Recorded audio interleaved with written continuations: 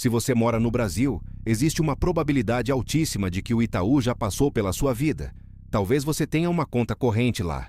Talvez tenha feito um financiamento, pedido um cartão de crédito, ou simplesmente passado em frente a uma agência com aquela laranja inconfundível que domina as esquinas das cidades brasileiras de norte a sul. É uma cor que foi cuidadosamente escolhida. Vibrante, calorosa, transmite energia e otimismo.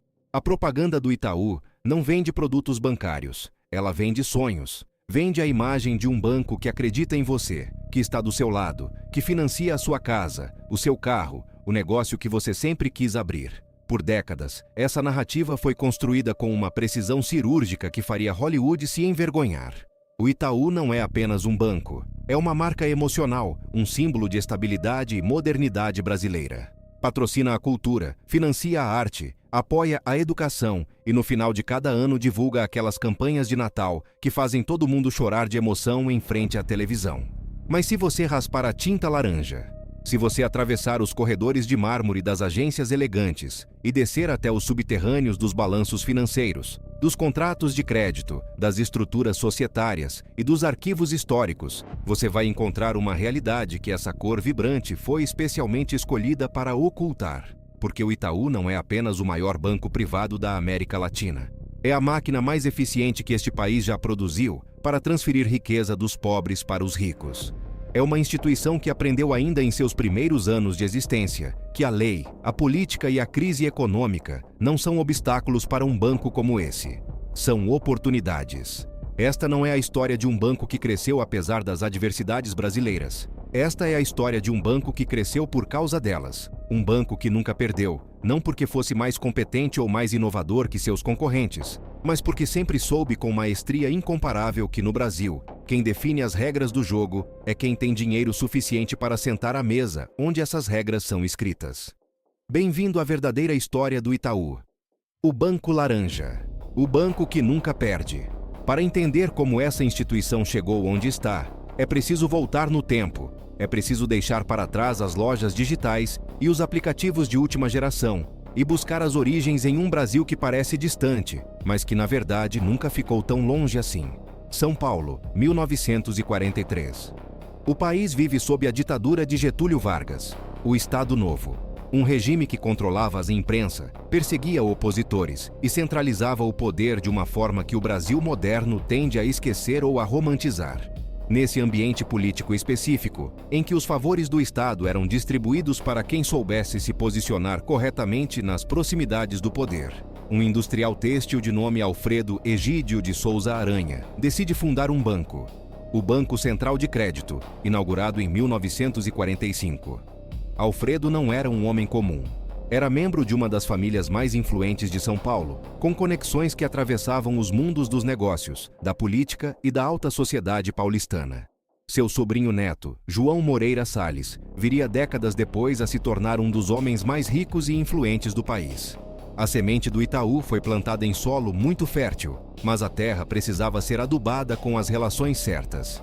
Quase ao mesmo tempo, em 1944, outro banco nasce no interior de Minas Gerais, na cidade de Itaú de Minas. Um banco pequeno, regional, sem grandes ambições aparentes, que carregava no nome a referência à pedra dura, ao granito, à rocha inabalável que os índios chamavam de Itaú.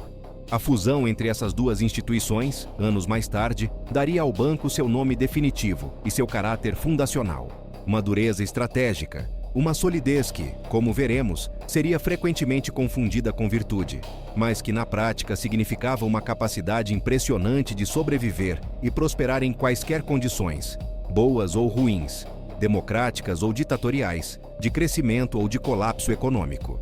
O banco cresceu modestamente ao longo dos anos 50, navegando pelo desenvolvimentismo de Juscelino Kubitschek, financiando o milagre econômico na beira do plano piloto. Mas o salto verdadeiro, a grande aceleração que transformaria o Itaú de um banco regional em um colosso nacional, ocorreu num período da história que os brasileiros aprenderam nas escolas, mas raramente associam aos sobrenomes que hoje dominam as listas de bilionários.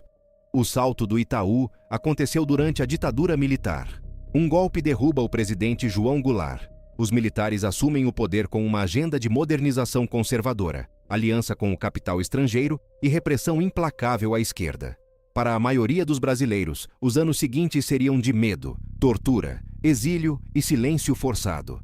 Para o sistema bancário brasileiro, e especialmente para os bancos privados paulistas bem conectados com o novo regime, esses anos seriam de expansão extraordinária. A ditadura precisava de um sistema financeiro robusto para sustentar seu projeto de desenvolvimento acelerado. E o sistema financeiro brasileiro precisava da proteção do Estado para crescer sem a incômoda competição de instituições estrangeiras, ou a perturbação de reguladores independentes. Foi um casamento de conveniência perfeito.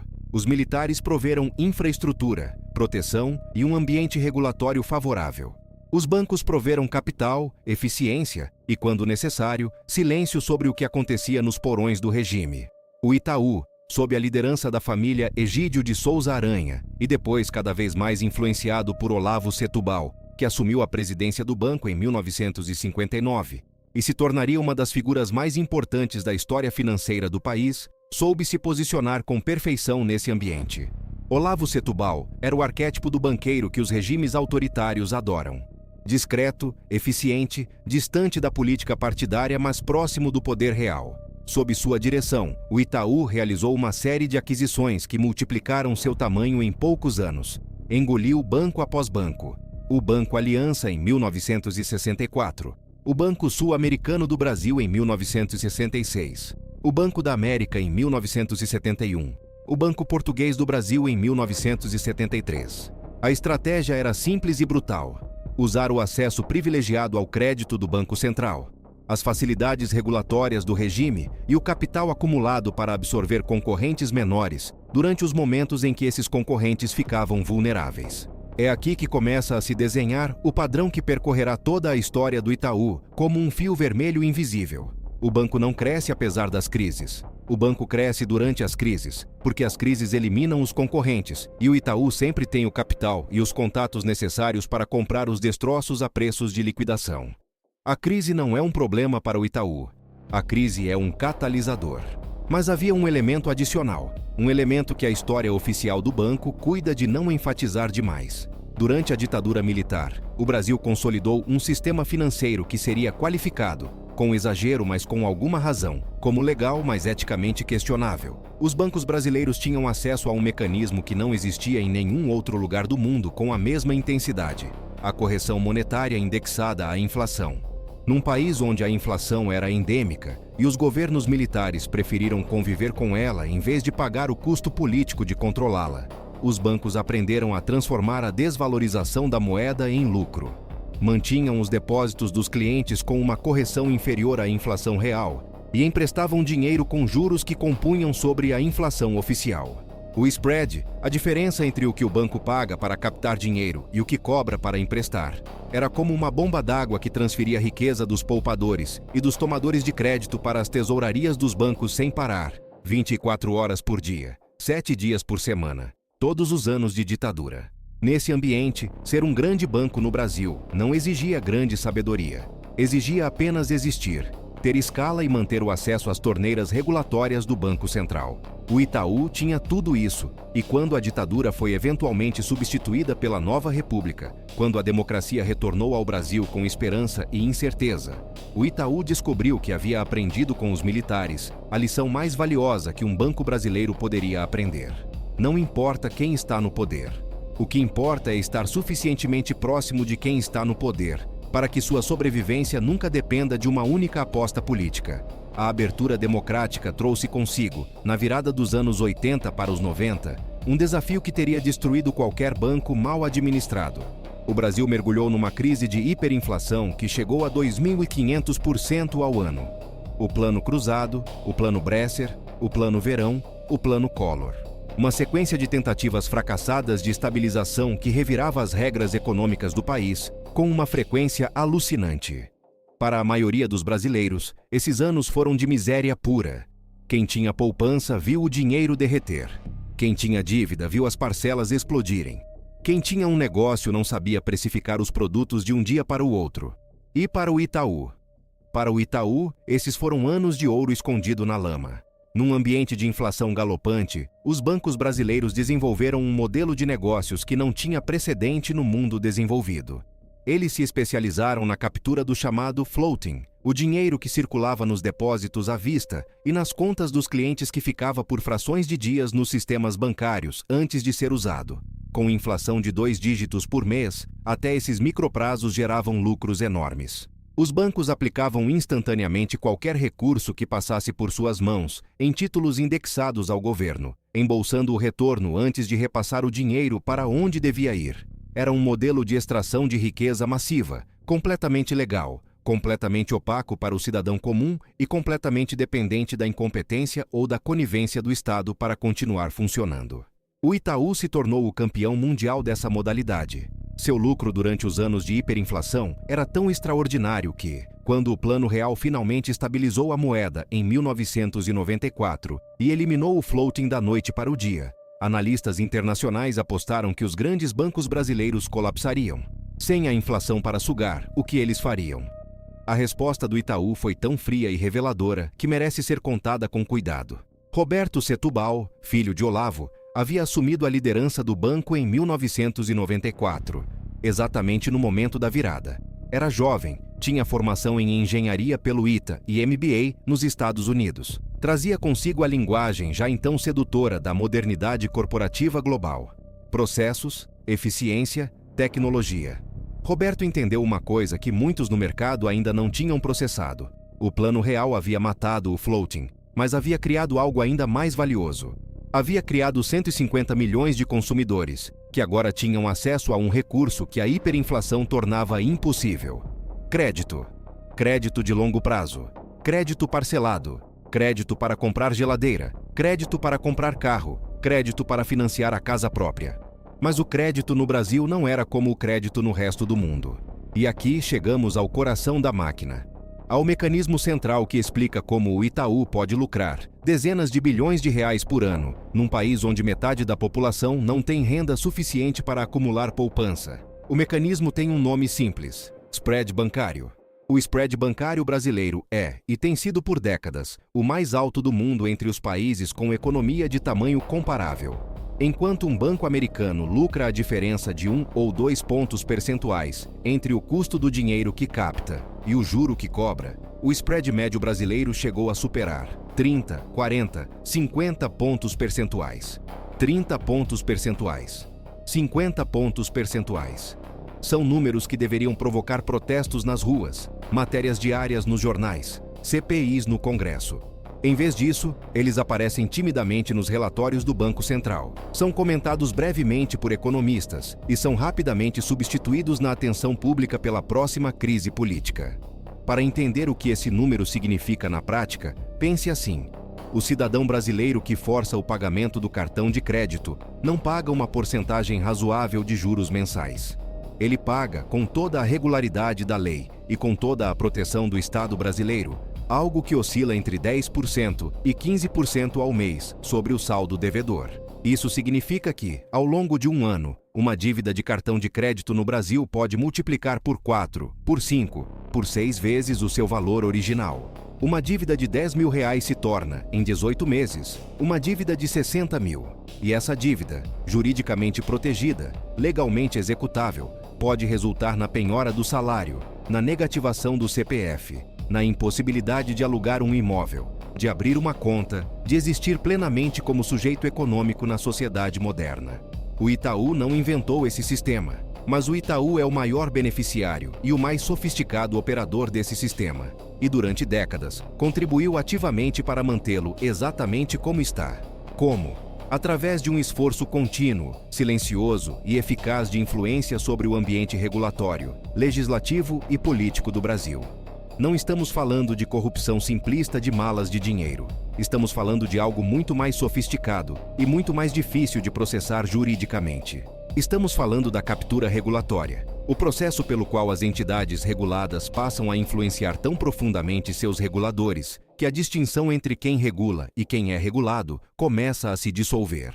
O Banco Central do Brasil, ao longo de décadas, foi dirigido por homens com passagens pelo sistema financeiro privado.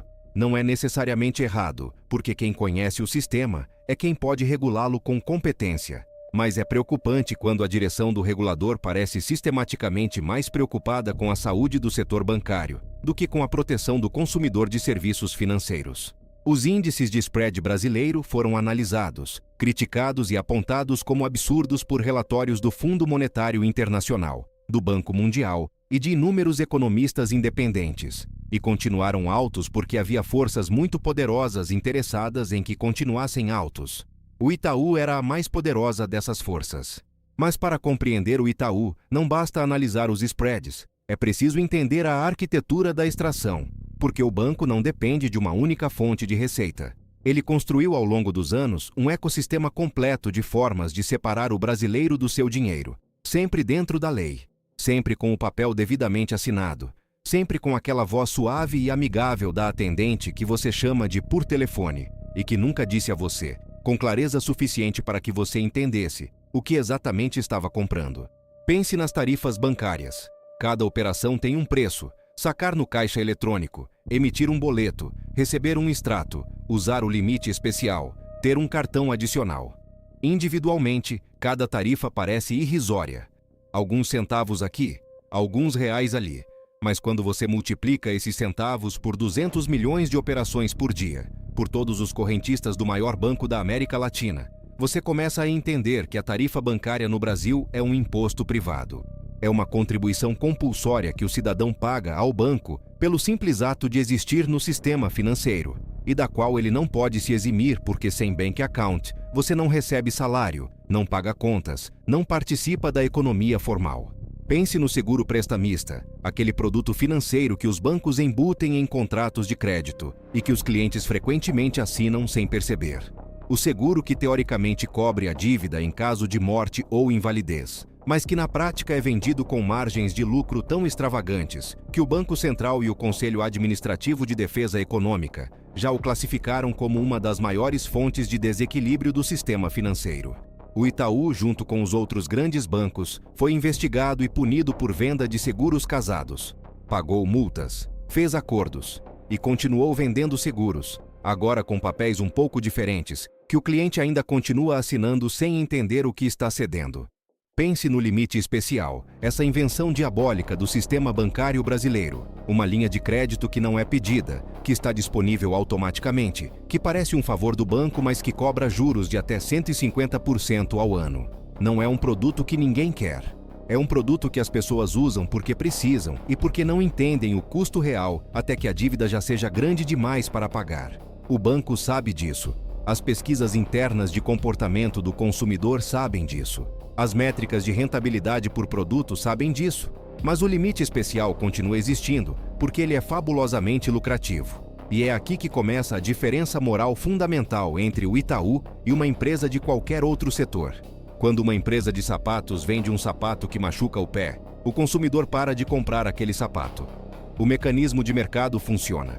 Mas quando um banco vende um produto de crédito que machuca o bolso, o consumidor frequentemente não entende que está sendo machucado, até que é tarde demais.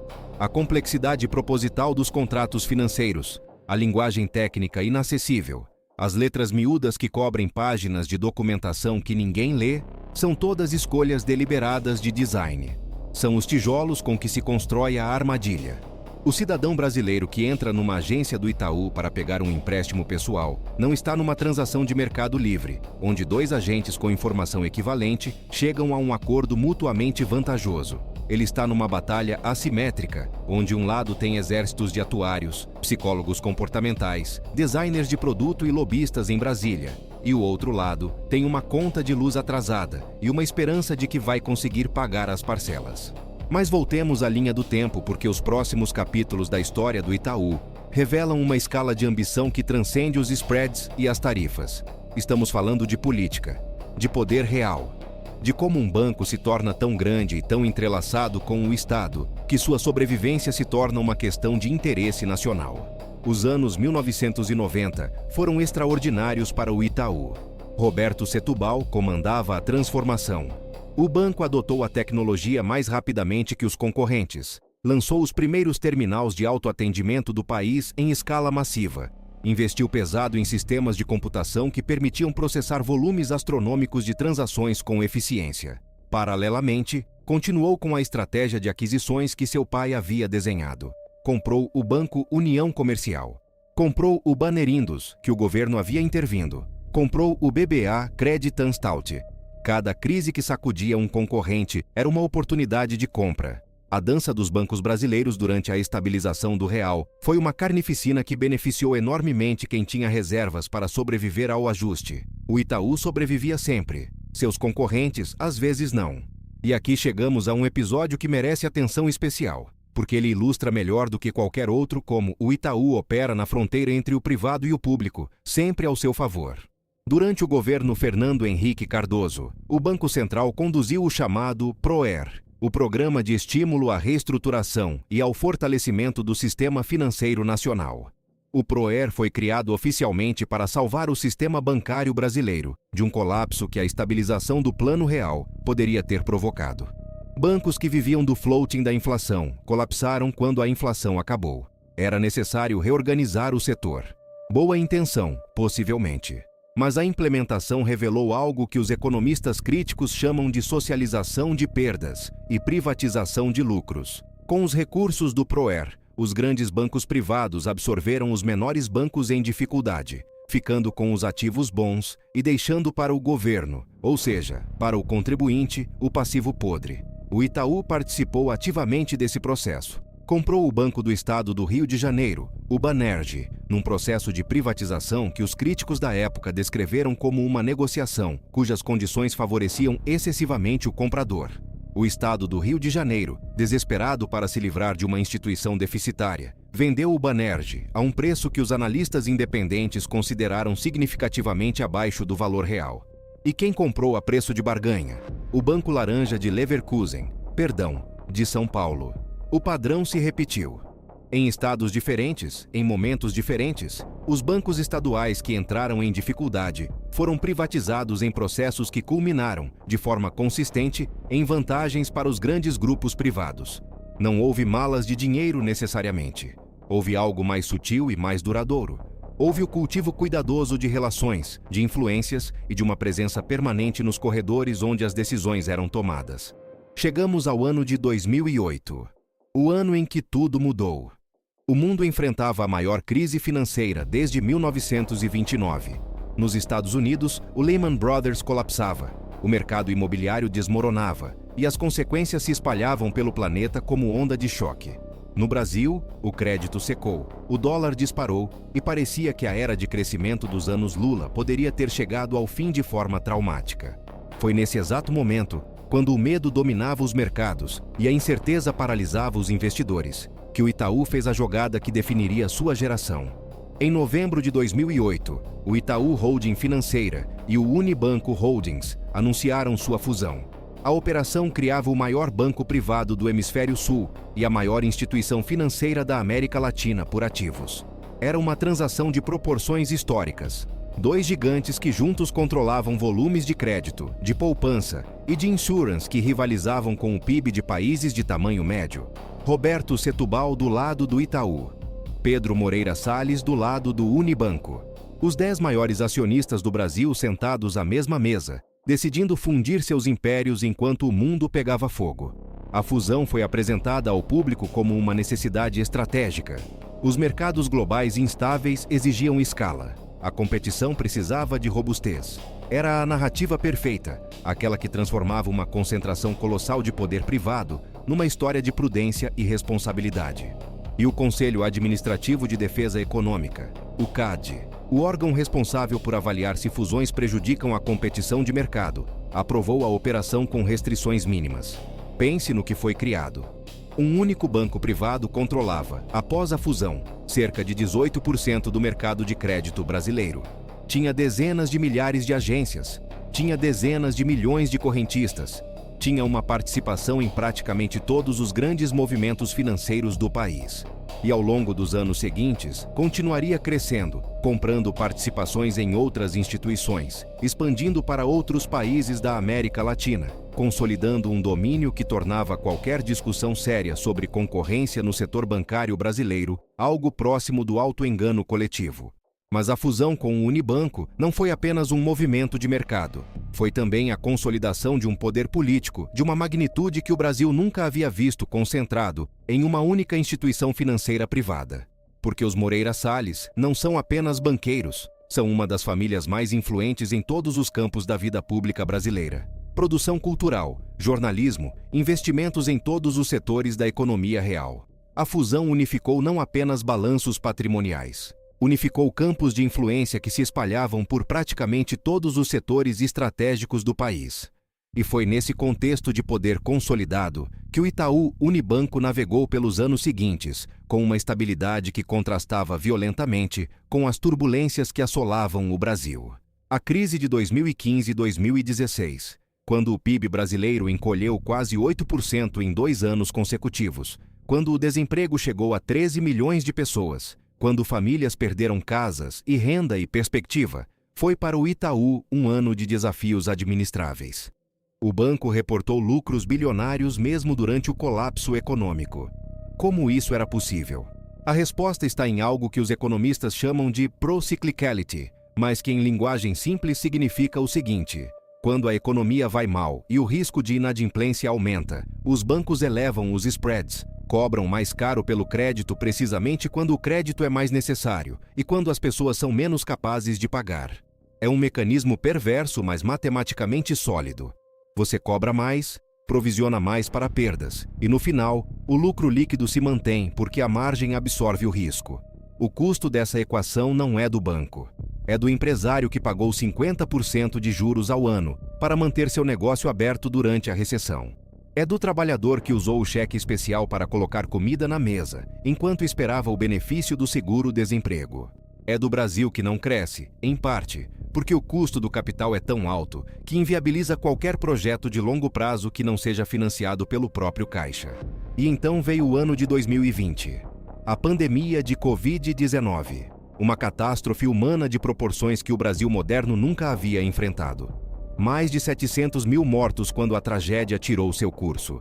Milhões de desempregados, negócios fechados, escolas sem aula, uma nação em choque. No ano mais doloroso da história recente do Brasil, o Itaú Unibanco registrou um lucro líquido de 20 bilhões de reais. 20 bilhões de reais. Um número que não precisaria de nenhum comentário adicional para qualquer pessoa com um mínimo de sensibilidade moral, mas que foi anunciado nos informes de resultados com a frieza costumeira das planilhas corporativas. O banco argumentou, e com alguma razão técnica, que havia ampliado o crédito durante a pandemia, que havia participado dos programas emergenciais do governo, que havia feito doações a fundos de saúde. Mas o número não mentiu. Enquanto o Brasil chorava seus mortos, enquanto os hospitais eram tomados e as famílias eram dilaceradas, o Banco Laranja jamais parou de crescer. Nunca deixou de lucrar. Cumpriu com rigor matemático a promessa implícita em cada balanço trimestral, reportado a seus acionistas. A promessa de que o banco nunca perde. É nesse ponto que precisamos falar sobre o lado que o Itaú prefere mostrar ao mundo: o lado cultural, o lado social. Porque entender como funciona essa fachada é tão importante quanto entender os spreads e as tarifas. O Itaú Cultural é, reconheça-se sem hesitação, uma das instituições culturais mais importantes do Brasil. Financia teatro, cinema, literatura, artes plásticas, dança, música, cria acervos, digitaliza patrimônio histórico, apoia jovens artistas em todo o país. Não é um simulacro de mecenato. É patrocínio cultural real e relevante. O Instituto Unibanco financia projetos educacionais. A comunicação corporativa do Itaú é refinada, emocionalmente inteligente e frequentemente genuinamente bonita. As campanhas de Natal. As músicas que grudam no inconsciente coletivo. A marca que você sente que conhece desde sempre. Tudo isso é real. E tudo isso é extraordinariamente funcional como estratégia de gestão de imagem. Porque cada real investido em cultura e comunicação de marca é um real que compra algo muito mais valioso do que qualquer propaganda poderia comprar. Compra legitimidade social. Compra a sensação difusa, mas persistente, de que o maior banco privado do Brasil é, no fundo, uma empresa que se importa. Uma empresa com alma. Uma empresa que está do seu lado. E essa sensação, cuidadosamente cultivada ao longo de décadas, É o que permite que o banco continue cobrando os juros que cobra, embutindo os seguros que embute e lucrando o que lucra sem que haja mobilização social suficiente para mudar as regras do jogo. É a versão moderna do que os homens de marketing chamam de brand purpose, mas na prática funciona como funciona a propaganda de qualquer instituição que precisa de boa vontade popular para operar seus negócios sem interferência excessiva. O Itaú não é benevolente, é estratégico, e sua estratégia de imagem é tão eficaz que a maioria dos brasileiros que odeia os juros do cartão de crédito não associa esse ódio ao Banco Laranja que patrocina o show que ele acabou de ver. Mas há uma camada da história do Itaú que poucos brasileiros conhecem em profundidade. Uma camada que revela como a influência política dessa instituição opera além das campanhas publicitárias e dos patrocínios culturais. É a camada do financiamento político. E aqui entramos num território onde os documentos existem, onde os números foram divulgados pela Justiça Eleitoral, onde os nomes aparecem nos relatórios do Tribunal Superior Eleitoral. Não é teoria da conspiração. É o registro público de como o dinheiro privado molda a política pública no Brasil. O Itaú, como os outros grandes bancos, financiou durante anos campanhas eleitorais de candidatos de praticamente todos os partidos relevantes do espectro político brasileiro. A chamada cota patronal das campanhas eleitorais foi por décadas o mecanismo legal pelo qual as maiores corporações do Brasil distribuíam recursos para candidatos a presidente, senadores, deputados e governadores. Os recibos estão lá, nos arquivos do TSE. O Itaú financiou candidatos do PT e do PSDB, do PMDB e do DEM, do governo e da oposição. Distribuiu recursos com uma equanimidade que só pode ser entendida como estratégia de hedge político, a garantia de que qualquer que fosse o resultado da eleição, haveria alguém no poder que tivesse uma conta a pagar ao sistema bancário. Não é necessário postular nenhuma ilegalidade, embora investigações posteriores tenham revelado que parte significativa do financiamento político corporativo brasileiro operava além dos limites legais declarados. O que importa é entender a lógica estrutural. Um banco que financia campanhas de candidatos de todos os lados não está comprando resultados específicos, está comprando acesso. Está comprando a garantia de que quando houver uma proposta legislativa que ameace os spreads, quando houver uma medida regulatória que obrigue transparência adicional nos contratos de crédito, quando houver uma tentativa de criar um banco público de crédito popular que quebre o duopólio do sistema financeiro privado, haverá uma voz amigável no lado certo do corredor para fazer a conversa necessária. E essa voz funcionou. Funcionou durante décadas de uma forma tão eficaz que o Brasil ainda hoje tem os maiores spreads bancários do mundo entre as economias de tamanho comparável. Que o Código de Defesa do Consumidor, para todos os seus méritos em outros setores, nunca conseguiu disciplinar adequadamente a indústria financeira. Que o regulador bancário brasileiro ainda hoje é visto por economistas independentes como excessivamente próximo das instituições que deveria regular. A decisão do Supremo Tribunal Federal de 1994, no recurso extraordinário que ficou conhecido como o caso dos juros bancários, foi um momento emblemático.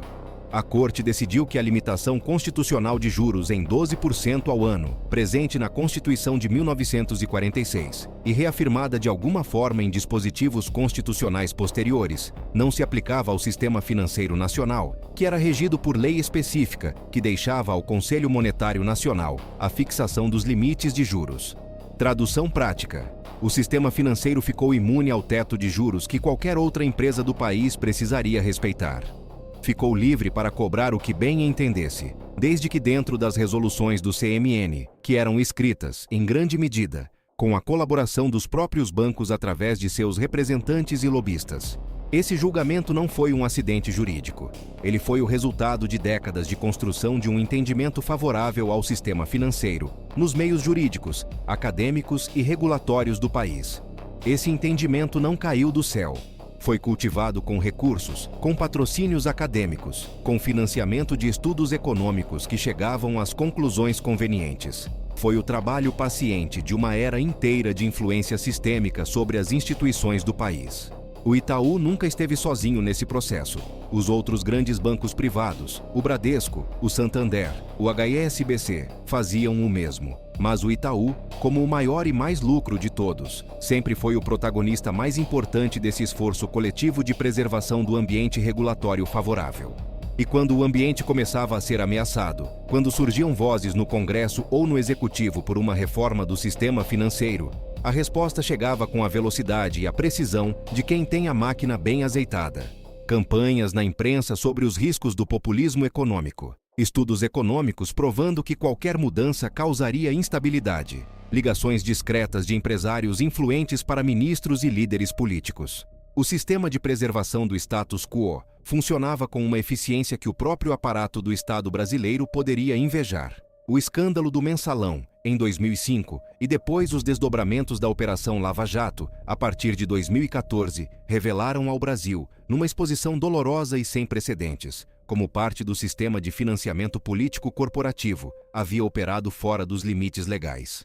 Mala de dinheiro, contratos superfaturados, propinas pagas através de empresas fantasmas, paraísos fiscais. O Brasil chocado acompanhou o desmantelamento de um sistema de corrupção que envolvia empreiteiras, partidos políticos, fundos de pensão e uma galeria de protagonistas que incluía as figuras mais proeminentes da política nacional. O sistema financeiro privado como um todo, e o Itaú especificamente, aparecem nesse enredo de formas que merecem reflexão. Não como perpetradores diretos das corrupções mais explícitas que foram apuradas pelas investigações, mas como participantes de um ecossistema que dependia da fragilidade institucional para funcionar. Um banco que por décadas financiou campanhas de todos os lados, que cultivou acesso em todos os ministérios, que nunca viu interesse em fortalecer instituições verdadeiramente independentes de regulação financeira, contribuiu para criar o solo fértil no qual essa corrupção sistêmica pôde crescer. As pessoas do Itaú não eram necessariamente corruptas no sentido que a Lava Jato investigou. Elas eram algo talvez mais perigoso porque mais difícil de processar. Eram o sistema. Eram a parte normalizada, legal, cotidiana de um modelo de poder que transforma as regras do jogo a seu favor, não com malas de dinheiro, mas com a sofisticação de quem conhece todos os mecanismos institucionais, a fundo o suficiente, para operá-los em seu benefício sem jamais cruzar a linha que seria necessária para uma investigação criminal. E então veio a era digital. O surgimento das fintechs, Nubank, PicPay, Neon, Inter, empresas novas que prometiam ao consumidor o que os bancos tradicionais nunca ofereceram. Transparência, juros menores, zero tarifas, experiência amigável. O Nubank, em particular, tornou-se um fenômeno global, valendo mais do que qualquer banco privado brasileiro em determinado momento, conquistando 80 milhões de clientes com uma proposta radicalmente simples. Nós somos o oposto do banco tradicional. A narrativa mercadológica das fintechs era explicitamente anti-Itaú, anti-sistema financeiro tradicional. E as pesquisas mostravam que os consumidores brasileiros respondiam com entusiasmo. A desconfiança em relação aos bancos tradicionais era alta. A satisfação com as fintechs era comparativamente muito maior. A competição que o Conselho Administrativo de Defesa Econômica nunca conseguiu criar com suas aprovações de fusões, o mercado estava tentando criar de baixo para cima. A resposta do Itaú foi rápida, multifacetada e reveladora da sofisticação com que essa instituição opera quando seu domínio é ameaçado. Na frente pública, o banco lançou o ITI, sua própria fintech. Anunciou zero tarifas em determinados produtos. Investiu pesado em tecnologia móvel e na melhoria do aplicativo. Adotou a linguagem das startups, o design limpo, a comunicação descontraída.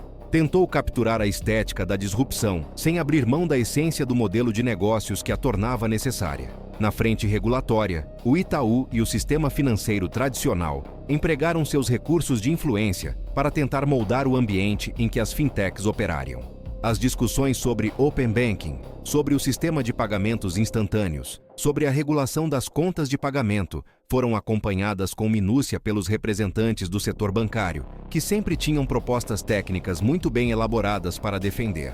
Propostas que invariavelmente preservavam as vantagens estruturais dos bancos, com maior escala sobre os entrantes menores. O Pix é um exemplo particularmente interessante dessa dinâmica. O sistema de pagamentos instantâneos criado pelo Banco Central em 2020 foi uma revolução genuína que o Brasil conquistou antes de muitos países desenvolvidos. Transferências gratuitas, instantâneas, 24 horas por dia. Uma vitória para o consumidor. Mas o Pix também revelou como o sistema bancário adapta suas estratégias de extração. Com a receita das tarifas de TED e DOC comprometida pelo Pix gratuito, os bancos passaram a enfatizar ainda mais outros produtos e serviços, onde as margens eram preservadas. A hidra da extração bancária não tem uma cabeça, tem dezenas. Corte uma e ela cresce de volta em outro lugar. Há ainda uma dimensão da história do Itaú que poucos ousam discutir abertamente, porque toca em algo que o próprio sistema de informação econômica do país tende a reproduzir acriticamente. É a questão dos paraísos fiscais e das estruturas offshore. O Itaú, como qualquer multibinacional financeira global, possui uma rede de empresas e participações que se espalhava por jurisdições de baixa tributação. As Ilhas Cayman, Luxemburgo, as British Virgin Islands aparecem nos organogramas societários de subsidiárias e participações do grupo Itaú Unibanco. Isso não é necessariamente ilegal. Na maioria dos casos, obedece às regras tributárias internacionais vigentes. Mas é profundamente revelador de uma inconsistência que merece ser nomeada com clareza. O mesmo banco que apresenta ao público brasileiro mensagens sobre responsabilidade social e desenvolvimento do país, que exige de seus devedores o cumprimento rigoroso de contratos sob a proteção do sistema jurídico brasileiro, que utilizou por décadas o aparato regulatório e o poder judiciário nacional para fazer valer seus direitos de credor, mantém parte de sua estrutura patrimonial em jurisdições precisamente escolhidas para minimizar sua contribuição fiscal aos países onde sua riqueza é efetivamente gerada. Não é um crime, mas é uma escolha, e como todas as escolhas, ela revela valores. Ela revela que a solidariedade nacional que a comunicação corporativa projeta tem limites muito precisos. Limites que coincidem com a fronteira, onde a solidariedade começaria a custar dinheiro real ao banco e aos seus acionistas controladores. Os Setúbal e os Moreira Salles são hoje famílias entre as mais ricas do planeta. Suas fortunas, construídas em grande medida sobre os pilares que esta história narrou, os spreads, as aquisições oportunistas, a influência regulatória e a captura do Estado brasileiro ao longo de décadas, figuram nas listas da Forbes com uma regularidade que seria motivo de orgulho para eles e deveria ser motivo de reflexão para nós. Porque há uma pergunta que essa história toda inevitavelmente levanta. Uma pergunta que não é retórica nem demagógica, mas genuinamente analítica.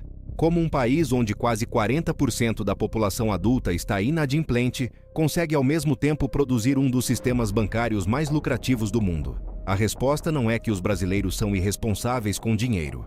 A resposta é que o sistema foi desenhado para que a inadimplência e a superlucro coexistam perfeitamente. Para o banco, o inadimplente não é necessariamente uma perda. É uma taxa cobrada preventivamente nos spreads como provisão. É um nome vendido para uma empresa de cobrança. É uma ação judicial que gerará honorários e juros de mora, acima do principal. A inadimplência no Brasil é uma indústria dentro da indústria financeira. A história do Itaú tem ainda um epílogo que está sendo escrito agora, em tempo real, e que talvez seja o capítulo mais significativo de todos, porque é o que revelará se o padrão de 80 anos pode finalmente ser modificado, ou se a máquina é resiliente demais para qualquer desafio. O Banco Central do Brasil conduziu, a partir de 2019, uma agenda de reformas do sistema financeiro que, ao menos em sua intenção declarada, é a mais ambiciosa desde o Plano Real. Open Banking, Open Finance, PIX, Sandbox regulatório para fintechs. A teoria era que mais competição, mais transparência e mais acesso a dados financeiros pelos próprios consumidores reduziria as assimetrias de informação que sustentam os spreads. Os resultados até agora são mistos. O Pix realmente democratizou as transferências. As fintechs realmente criaram pressão competitiva em alguns segmentos, especialmente no crédito ao consumidor de baixa renda, onde o Nubank e similares conquistaram milhões de clientes com propostas mais claras. Mas os spreads bancários brasileiros, medidos de forma agregada, continuam entre os maiores do mundo. O Itaú Unibanco continuou reportando lucros recordes. O oligopólio bancário, mesmo que ligeiramente erodido nas margens, permanece fundamentalmente intacto em seu núcleo. Porque o Itaú aprendeu algo nos seus primeiros anos que ainda não mudou. Ele aprendeu que a resiliência não vem da rigidez, vem da adaptação. A mesma instituição que sobreviveu ao fim da hiperinflação, às crises cambiais, a Lava Jato, a pandemia e a ascensão das fintechs, vai adaptar-se ao Open Finance, à inteligência artificial no crédito e a qualquer outra mudança que o futuro trouxer. Vai adaptar-se com os mesmos mecanismos que sempre usou. escala, influência, sofisticação tecnológica e uma presença permanente nos lugares onde as regras são definidas. A pergunta que fica, a pergunta que esta história toda foi construída para deixar suspensa no ar, como uma acusação sem destinatário definitivo, é esta. Quando um país deixa durante décadas que uma única instituição privada acumule tanto poder econômico e político que sua influência molda o próprio ambiente regulatório que deveria controlá-la, de quem é a responsabilidade? Do banco, que simplesmente fez aquilo que os bancos fazem quando não há limites efetivos para o que podem fazer? Do Estado, que foi capturado pela influência que o banco acumulou? Da sociedade, que nunca organizou mobilização suficiente para exigir regras diferentes? O Itaú nunca perdeu. Isso é um fato incontestável que seus balanços provam trimestre após trimestre. Nunca perdeu durante a ditadura, que proveu o ambiente ideal para sua expansão. Nunca perdeu durante a hiperinflação, que era uma máquina de transferência de riqueza, operada com a participação ativa do sistema bancário. Nunca perdeu durante as privatizações, que lhe renderam ativos estatais a preços favoráveis. Nunca perdeu durante as crises que destruíram seus concorrentes e que ele usou como oportunidade de aquisição. Nunca perdeu durante a pandemia que matou 700 mil brasileiros. Nunca perdeu. E a próxima vez que você entrar numa agência, com aquela decoração moderna, com aquele atendente bem treinado que vai te chamar pelo nome e te oferecer um café, pense por um segundo. Não no banco que está na sua frente com sua cara amigável e sua cruz laranja. Pense em quem pagou pela construção desse balcão. Pense nos spreads que custaram o sonho de alguém. Pense nas tarifas que somadas durante anos são uma fortuna extraída. Pense nas campanhas eleitorais que nunca foram neutras. Pense nos legisladores que nunca reformaram o que precisava ser reformado. Pense nos reguladores que sempre tiveram a velocidade e a direção que interessavam ao regulado. O Itaú não é um banco mau. Não é controlado por monstros ou por pessoas sem família, sem afetos, sem virtudes pessoais. É uma instituição que opera com a lógica que o sistema em que existe permite e incentiva. O problema não está nos seus executivos. Está numa arquitetura de poder que confunde o interesse de um banco privado com o interesse nacional, que naturaliza o lucro sobre o sofrimento como uma lei da natureza, em vez de uma escolha política. O problema está em um Brasil que durante décadas escolheu, ou foi levado a escolher, um sistema financeiro que serve melhor aos seus acionistas do que à sua população. A farmácia tem um logotipo bonito. No Brasil, esse logotipo é laranja. E a ciência para uma vida melhor tem aqui outro nome. Tem o nome de um banco que nunca perde. Mas a pergunta, a mesma pergunta que sempre sobra quando se levanta essa pedra e se olha o que está embaixo, permanece. Nunca perde para quem?